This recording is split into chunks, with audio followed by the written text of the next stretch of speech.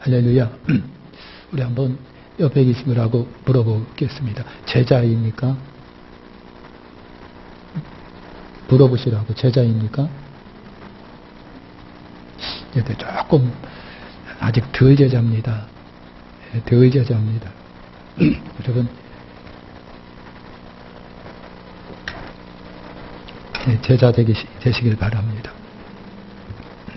교회 다니는 사람이 있고 예수의 제자로 살아가는 사람이 있고요.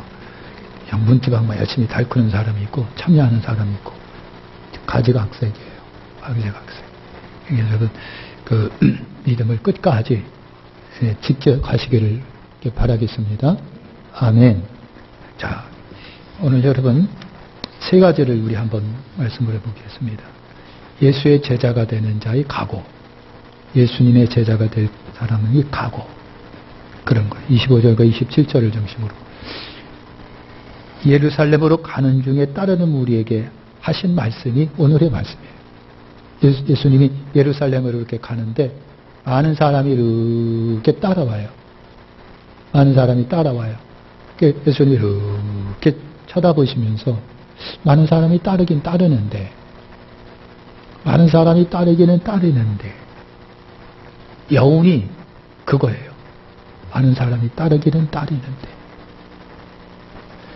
그래서 예수님이 하신 말씀을 이렇게 생각해 보면 혹시 이들은 너무 쉽게 생각하고 나를 따르는 건 아닌가? 너무 쉽게 생각하는 거. 아니면 예수님이 따르니까 오병이어 기적동에서 배도 든든히 먹겠다. 신나는 구경도 하겠다. 아프면 주님이 치료해 주겠다. 뭘 걱정할 게 뭐 있겠어요? 자기 안일함, 편안함을 위해서인가? 아니면 명예를 위해서 예수님 따르는가? 그 예수님 따르니까 실보단 득이 많아. 공짜로 밥 먹고 이어주겠다. 재미나게 신나는 구경 하겠다. 죽은 자가 살아나고 뭐 병든 자가 막 일어나는 거. 예수님이 여러분 이렇게 해주니까 어떤 욕심 때문에 따르는 건 아닌가? 어떤 욕심에? 여러분 그거예요. 여러분 예수님께서 3년 반 공생의 생활을 하셨는데 공생의 생활을 하셨는데 마가다락방에 몇 명이 모였다고요? 120명이에요. 120명. 예수님 주변에 구름대처럼 몰려드는 수많은 사람이 여러분이 있었어요. 그래서 지금 예루살렘으로 가는데 수많은 사람이 발걸발걸하면서 예수님이 따라요. 과연 저들이 십자가를 생각할까? 십자가가 없는 제자의 삶이 있을까? 과연 십자가 생각도 안 하고 나를 따를까? 이런 거를 예수님이 아마 예수님도 감정을 갖고 계시기 때문에 여러 가지로 여러분 감정이 그냥 그랬을 거예요. 고민이고 걱정이고 그랬을 거라고 하는 거예요. 그러면서 하신 말씀이 우리가 읽은 말씀들이에요. 우리는 누가복음 14장을 읽었습니다만 마태복음 15장 37절에는 이렇게 되어 있습니다. 37, 38절에는 이렇게 되어 있어요. 마태복음 10장 37, 38 아버지나 어머니를 나보다 더 사랑하는 자는 내게 합당하지 않다. 누가 한 얘기라고요? 같은 동일한 말씀인데 마태복음에 있는 기록이에요. 아버지나 어머니를 나보다 더 사랑하는 자는 내게 합당하지 아니하고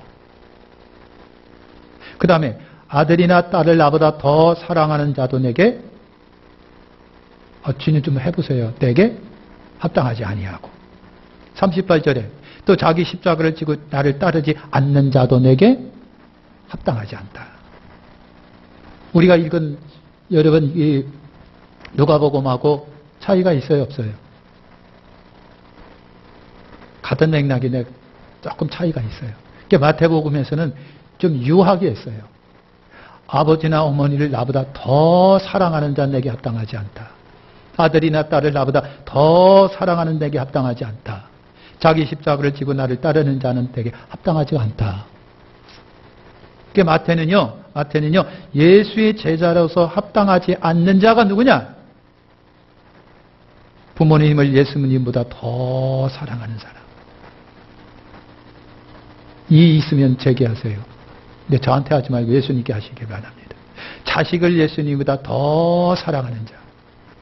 합당하지 않대요. 그리고 자기 십자가가 있는데 그 십자가 안 지고 따라가는 사람도 합당하지 않대요. 마태복음에 이렇게 기록이 돼 있어요. 더. 그러니까 주님보다 더 사랑하는 게 있으면 안 된다는 얘기예요. 사람만이 아니에요.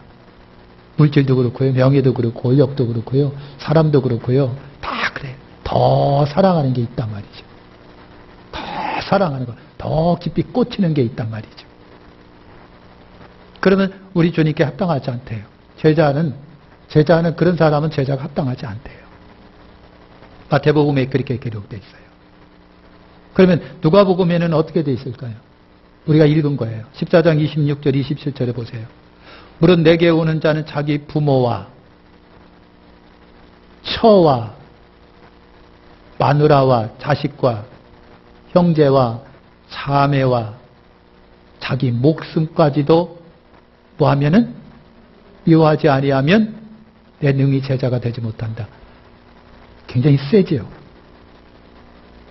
누가복음 더 세지요. 누가복음 더 세요. 여러분 부모와 처자와 형제와 자매와 처나 자식이나 형제나 자매 심지어 자기 목숨까지 미워하지 아니하면 예수님 제자가 되지 못한대요. 그리고 27절에 자기 십자가를 지고 나를 따르지 않는 자도 내 제자가 못 된대요. 굉장히 세죠. 미워한다라고 하는 말. 미워한다라고 하는. 그러니까 누가의 제자로서 합당하지 않는 자는 부모를 더 미워하지 않는 자. 예수님보다 더 사랑하면 그렇게 되겠죠. 처와 자식을 더 미워하지 않는 자. 굉장히 세지는 것을 우리가 봅니다. 세지는 것. 마태복음이나 누가복음이나 여러분 제자가 되려고 하는 사람들의 주시는 각오는 그거예요. 통합해서 그 각오는 그거예요. 주님보다 더 사랑하는 것은 없어야 하겠다. 주님보다 더 사랑하는 것은 없어야 되겠다. 하나님이 아브라함을 시험하십니다. 100세 난 아들 얼마나 귀엽겠느냐고요. 그래서 그 귀여운 아들을 번제물로 드리래요.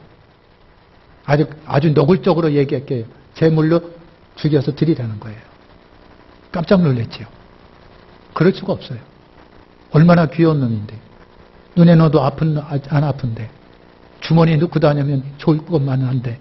근데 하나님이 번제물로 드리라는 거예요. 근데 아브라함은요. 알겠어요 하나님 하고 진짜 번제물로 드립니다. 그 시도까지 갑니다. 막판까지 갑니다. 칼을 들어서 치려고 하는 순간 하나님이 왔습니다. 그때 하나님이 깊이 막으십니다. 아브라함아. 네, 알았어. 이제야 네가 나를 사랑하는지 알았다는 얘기예요. 그러면 우리 하나님은요. 아브라함의 경우를 생각해 보더라도 그거예요. 부모를 미워하라는 얘기인가요?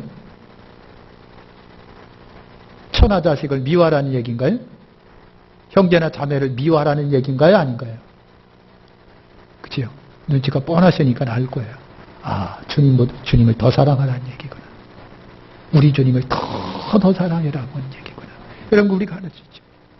오로지 주님만 제일로 사랑해야 최상위에 두어라. 이래야 제자가 된다는 얘기예요. 이래야 제자가 된다. 그 다음에 여러분 혈육의 정이 있어요. 가족적 결속력은 굉장히 강합니다. 그죠? 가족 결속력, 뜨거운 혈육의 정. 보통 아닙니다. 보통이 아닙니다. 그런데 가족적 결속력도 스승과 제자의 결속력보다 더하면 안 된다는 얘기예요. 예수님과 나와의 그 스승과 제자의 그 결속력을 넘지 말았으면 좋겠다는 얘기예요. 만약에 넘으면 어떻게 될까요? 주님과 일을 하다가 아유 주님 가봐야 되겠네요. 우리 자식이 아프대요. 아유 가봐야 되겠네요. 미안합니다. 아버지. 미안해요 주님 하고 가는 거예요. 갈 수 있죠. 충분히 갈 수 있습니다. 근데 주님은 뭐라고 말하시냐면 가족적 결속력도 스승과 제자의 결속력을 넘지 않았으면 좋겠다. 그랬으면 좋겠다. 혈육의 정도, 스승과 제자의 정을 넘지 않았으면 좋겠다. 이것이 제자가 된다고 하는 얘기예요. 이게 제자가 되는 게 그렇게 쉽지는 않은데, 그런데 일단 제자가 되면 어떡하고요? 주님은 그 제자를 사랑하시는 거예요. 할렐루야. 그 다음에 주님이 제자로서의 가고 오라는 것은 뭡니까? 당신 십자가 지고 오세요. 그런 얘기. 당신 십자가. 십자가가 뭔데요? 희생할 줄 모르고, 자기를 부정할 줄 모르고, 자기 중심인 사람이 제자의 삶을 살아갈 수가 있겠느냐고요. 완삼에서 자기 중심이고, 자기가 먼저고, 자기 일이 먼저고, 자기 주장 강한데, 그런데 예수님, 스승 되신 예수님을 예 알겠습니다 하고 자기 의견 버리고 생각 버리고 중심 버리고 여러분 주님을 따라갈 수 있겠느냐고요. 이게 십자가예요. 희생할 줄 아는 거, 버릴 줄 아는 거. 이러면서 주님 제자의 길을 가는 거예요. 이렇게 안 하는데 제자가 될 수 있겠느냐고요. 누구한테 지금 제자라고 해서 수많은 사람이 구름대처럼 그냥 뭐 아줌마는 애기 업고 안고 남편들은 니꾸석 하나 메고 그냥 다 뒤를 그냥 예수님 따라가는 거예요. 야 얼마나 신난지 몰라요. 공짜로 밥 주겠다. 심심하면 그냥 팍 해가지고 재밌는 거 구경시켜 주겠다. 야 예수님 따라가니까 천에 걱정할 것도 없는 거예요. 그런 사람들 보고 지금 하시는 얘기예요. 당신 십자가가 지지고 따르지 않으면 내 제자가 될 수가 없습니다. 두 번째, 제자 되기 위한 지혜로운 판단과 선택을 요구하시는 거예요. 28절과 33절에 보니까 망대 짓는 거, 전쟁하는 얘기를 유린히 하는 거예요. 그러니까 정치 지도자는요, 진짜 상황 판단을 잘해야 돼요. 따라서 합시다. 정치 지도자는 상황 판단 잘해야 된다. 이게 그러니까 지도자는 외로운 거예요. 그래서 지도자는요, 결단해야 되기 때문에 쓰리는 거예요. 쓰린 거예요. 그래서 항상 조그만 단체든 큰 단체든 여러분, 참 머리가 되는 사람은 항상 여러분 어떡하고요? 염려, 근심에 고민해요. 결단해야 되기 때문에. 상황 판단하고 결단해야 되기 때문에. 어떤 사람이 망대를 짓는답니다. 망대를 짓는데 우리 주님이 하시는 얘기가 냉정한 판단 좀 하십시오. 냉철한 판단을 하세요. 자, 이 망대를 짓는데 얼마 든대. 근데 나한테 그 돈이 있을까? 그럼 망대 짓고 나면 그 유지비 같은 거 감당할 수 있을까? 짓기 시작하면 뭐 여러분 그냥 뭐 재료비도 사달라, 재료도 사달라, 인건비 달라고 싹 그럴 텐데 그거 그때마다 그거 감당할 수 있을까? 내 통장에는 지금 100만 원밖에 없는데 이게 보통 한 2천만 원 들어간다는데 감당할 수 있을까? 감당할 수 있을까? 이런 판단 좀 해보라는 얘기예요. 재원 마련할 수 있을까? 그때마다 시간대로 다 충당할 수 있을까? 충당할 수 있을까? 지원은행 감당할 수 있을까? 지도자는 이런 앞뒤 판단해보라는 얘기예요. 상황 판단을 좀 해보라는 말이죠. 상황 판단을. 전쟁이 터졌어요. 전쟁이 터졌는데, 자, A나라와 B나라가 전쟁을 벌입니다. 나는 B나라예요. 지도자가 되다 보니까, 대통령 왕이 되다 보니까, 우리의 군사력도, 경제력도, 정신무장도, 이런 것도 다 생각하고 있어야 돼요. 그리고 수많은 정부에서 A나라를 판단해보는 거예요. 근데 보통이 아니에요. 우리보다 군사력이 더 강해요. 경제력도 우리보다 좀 나아요. 저 사람 국민의 정신무장이 우리보다 훨씬 낫다는 소문이에요. 여러 가지로 판단을 해보니까 전쟁하면 안 될 것 같아. 전쟁하면 안 될 것 같아. 그러니까 대통령이 안 되겠습니다. 국민이요. 우리는 저 나라하고 싸우면 우리 안 됩니다. 냉철하게 판단해보니까, 상황 판단을 해보니까 어렵습니다. 그러니 전쟁하기 전에 좀 한참을 합시다. 전강을 맺으십시다. 이렇게 지도자는요, 상황 판단을 내리는 거예요. 상황 판단, 상황을 잘 판단해 보는 거예요. 그래서 선택하라고 하는 얘기예요. 망대를 짓긴 짓어야 되겠는데 경제력이 뚝 떨어지니까, 재원 마련이 힘드니까, 짓고 난 후에도 문제가 되니까, 만약에 짓고 나면은 반쪽만 터만 닦아놓고 못하고 뼈대만 세워놓고 못하면은 비순거리가 되고 창피거리가 되고 웃음거리가 되니까 그러면 차라리 나중을 위해서 오늘 안 하자. 현명한 결단을 지도자는 내린다는 얘기예요. 내리는 거예요. 전쟁을 치르는데 전쟁이라고 하는 것은 양쪽 나라의 전쟁은요. 죽지 않으면 살기예요. 우리가 치면 저들의 노예가 되고요. 있는 거 다 뺏기고요. 모든 기득권 다 그 나라로 넘어가요. 우리나라는 없어지는 거예요. 현명한 판단을 해서 안 되겠습니다. 좋은 관. 그러면 A나라의 화친을 정하는 거예요. 우리 싸우지 맙시다. 우리 악수하고 좋게 지냅시다. 이게 현명함이라고 하는 거예요. 우리 예수님이 두 문제를 가지고 제자 되기 위해서 지혜로운 판단과 그 다음에 선택이 필요하다고 하는 얘기를 말씀하시는 겁니다. 그래서 주님이 하시는 얘기는 그거예요. 간단합니다.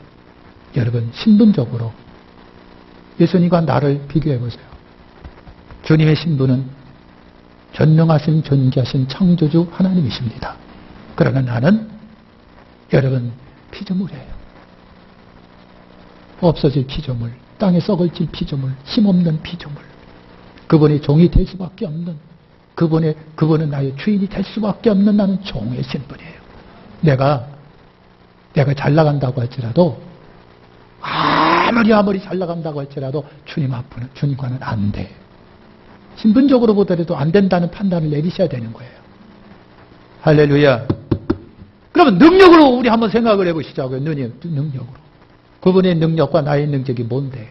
응? 제자들이 여러분 귀신을 쫓아내고 병전을 일으키는 능력도 누가 주셨느냐 하면 주님이 주신 거예요. 주님이 주신 능력이에요. 그분이 안 주시면 난 아무것도 할 수가 없는 거예요. 능력으로 보더라도 그분이 월등해요. 능력을 보더라도 그분이 상위에 있어요. 권세와 능력을 보더라도 그분이 1등이에요. 그분은 신이시고 나는 인간 피조물에 지나지 않아요. 예수님 능력과 나의 능력을 비교해보니까 상대가 안 되니까 나는 어떡하고요? 그분 앞에 꿇어 엎드리는 것밖에 없어요. 할렐루야. 영광적 측면에서도 여러분 보세요. 아무리 우리 인간의 일을 많이 한다고 할지라도 그거예요. 한계가 있어요. 사람의 영광은 한계가 있고 그 사람에게 베푸는 영광도 한계가 있습니다. 그러나 우리 주님이 베푸시는 영광은 놀라워요. 영광적 차원에서도 보다도 여러분 그래요. 주의 일과 사람의 일의 명예적 차를 생각해 보더라도 주님의 일이 훨씬 영광스럽다. 훨씬 영광스럽고 명예적인 것이다. 또 하나 축복적인 면도 한번 비교해 보시라고요. 축복적인 비교. 주님의 일을 하고 얻는 거가 인간의 일을 하고서 얻는 것과 차이가 있겠느냐고. 있지요. 얼마나 차이가 나는데 주님이 주시는 그 하늘의 놀라운 은총의 축복과 겨우겨우 인간이 해갖고 오늘날 먹고 살아가는 몇 가지 얻는 것과 얼마나 차이가 나느냐고요. 얼마나 차이가 나냐고. 이런 걸 생각해 보니까 빨리 주님과 어떡하고요. 손잡는 것이 축복인 거예요. 빨리 손잡고 주님과 손잡아라. 우리 예수님과 손잡아라 말이죠. 이것이 오늘 우리가 취할 태도예요. 빨리 주님과 손잡아라. 심판이 내리기 전에. 그분이 나를 심판하기 전에 하나님의 심판이 세상에 임하기 전에 빨리 그 주님과 손잡아라. 그분 앞에 꿇어 엎드려 주여 내가 불쌍히 여기시고 나를 이끄시옵소서. 주는 예수님 당신은 나의 주가 되시나이다. 나의 주 나의 하나님이 되시나이다. 그분 앞에 빨리 무릎을 꿇어라. 그리고 그분과 화목하라. 손잡아라. 이것이 복 있는 비결이에요. 최종적인 두 가지를 결과를 보더라도 여러분 하나님의 의가 더 위대한 거예요. 하나님께서 더 하늘의 것을 주시는 거니까. 이렇게 비교해봐라. 이렇게 비교해봐라. 그러니까 상대가 안 되니까요. 오늘 우리는 어떻게 하고요? 예수님께 무릎을 꿇어야 되는 거예요. 존귀하신 하나님 앞에 잘난 척하지 말고 무릎을 꿇어라. 설쳐서 전쟁한다고 이렇게 하지 말고 빨리 무릎을 꿇어라. 그래야 주님의 은혜가 임하는 거예요. 이런 선택을 하라는 얘기예요. 저희도 지혜로운 판단과 선택이 필요하다. 마지막. 사명감 상실의 무의미성을 여러분 보여주고 있는 거예요. 그래서 여러분 34절 하늘의 거절인가 솜가우심이 짠맛을 잃으면 소금이 짠맛을 잃으면 뭐 쓰겠느냐고요. 소금이 짠맛이라면 뭐 했어요? 아무 쓸데도 없는 거예요. 거의 거름으로 쓰겠어요? 아니면 뭘로 쓰겠어요? 소금의 맛을 잃어보니까 아, 그거 갖다가 우리 볶아서 먹자. 볶아서 먹는다고 되는 문제 아니에요. 소금의 맛을 잃으면 아무 쓸데가 없어 버려진다. 아무 쓸모가 없다. 땅에도 불필요하고 거름에도 불필요하고 아무 쓸데도 없다. 그냥 버려지는 것밖에 없다. 이건 뭘 말하느냐? 사명감을 잃었을 때를 말하는 거예요. 사명감을 잃었을 때. 다 사명자입니다, 여러분. 저만 뭐 강단에 섰다고 사명자가 아니에요. 여러분도 다 사명을 갖고 있어요. 목회자는 목회자로, 직분자는 직분자로, 은사자는 은사자로, 기도할 사람은 기도할 사람으로, 전도할 사람은 전도로, 교사는 교사로, 대원은 대원대로, 성도는 성도대로. 여러분 사명이 있는 존재들이에요. 우리 주님 앞에 사명이 없는 사람이 어디 있겠느냐고요. 근데 그걸 잃어버리면, 교사가 교사의 사명을 잃어버리면, 찬양대원이 찬양대원의 사명을 잃어버리면, 목사가 목사의 사명을 잃어버리면, 예? 기도하는 사람이 기도의 사명을 잃어버리면, 예? 은사자가 은사의 사명을 잃어버리면 어떻게 되겠느냐고요. 쓰잘데없다. 주님의 일에 전혀 소용이 없는 사람인 버려질 수밖에 없는 걸 말하는 거예요. 주님이 버린다. 죽게 버려진다. 그러니까 여러분 사명을 잃었을 때는 역할을 잃어버렸을 때는 자기 직분의 소중한 사명을 잃어버렸을 때는 어떻게 한다? 하나님에게도 하나님의 일에도 사람에게도 조직에서도 삶에서도 외면당할 수밖에 없는 거예요. 사명을 잃어버리지 않는 게 중요합니다. 인사합시다. 사명 잃어버리지 말자. 우리 다정하게 사명 잃어버리면 안 된대. 사명 잃어버리면 안 된대. 잃어버리지 마시기를 축원합니다. 잃어버리지 마시길 바랍니다. 이제 3시가 되려면 2분 전입니다. 2분 먼저 끝낼게요. 2분 먼저. 아무리 은혜스러워도요, 길면 그때서부터 은혜가 깎인대요. 그래서 중요한 정보를 제가 얻었습니다. 은혜스러워도 길면 그때서부터 이제 째려보기 시작한다. 기도하겠습니다. 하나님 감사합니다.